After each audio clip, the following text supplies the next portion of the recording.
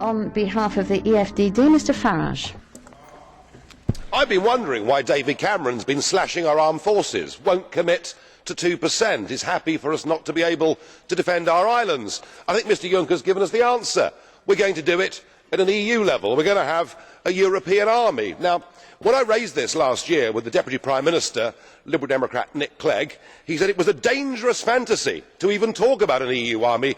I hope every Liberal Democrat voter has heard Mr Verhofstadt today, the leader of the European Liberals, crying out for militarisation at an EU level. Of course, the truth is, it's already happening. We already have a European Defence Agency. We already have EU battle groups on active service all over the world. We already have an EU Navy active against the Somali pirates, and who can forget Eurocorps here in Strasbourg last year, virtually goose-stepping that ghastly flag round the courtyard outside. And of course the Lisbon Treaty, Article 28, provides for all of this.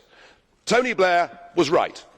He said the European Union is not a project about peace, it's a project about power. And I think Mr Juncker is trying to seize on an opportunity. We ourselves in the European Union provoked the conflict through our territorial expansionism in the Ukraine. We poked the Russian bear with a stick, and unsurprisingly, Putin reacted.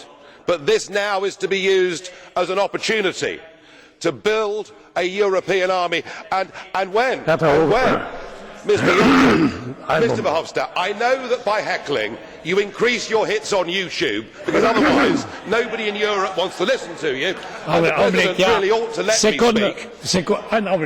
Just a moment, please. Just a moment. Thank you. Mr Farage, just a moment, please. Just a moment, please. Just a moment. Mr Verhofstadt, I turn to you.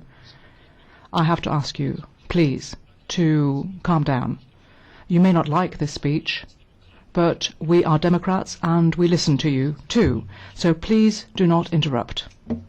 Well, we certainly are Democrats, and we've never shouted you down, but you always try and shout us down. The point I was making is this: the opportunity is being seized, and Mr Juncker said we must convey to Russia that we are serious.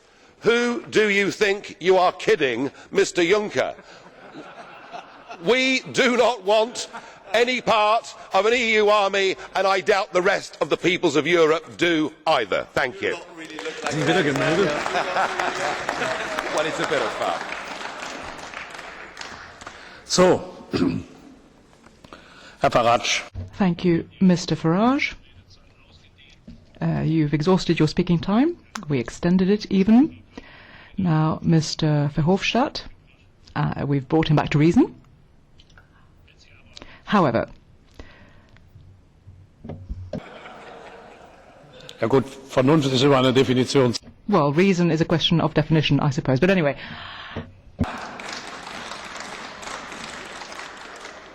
Ich glaube, I'm not necessarily saying that you're the expert when it comes to defining reason, but what I can tell you is that I asked Mr Verhofstadt to please listen to you. I hope he will continue to do so in the future. And to all of you, I would ask you also to make sure that you respect flags of whatever nature. Mr Sulic, I believe you had a question, is that right? To Mr Farage, I take it? Is that right?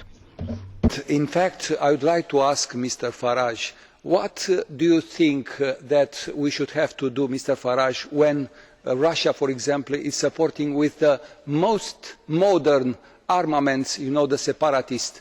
Do you, as an European Union, have to do something to support Ukraine, to fight in the eastern Ukraine, or do you think that we should have to wait to fight on the western Ukraine for the stability of Europe? Don't you think that we together have to send a clear message of solidarity and unity of the European Union considering this important subject? Thank you.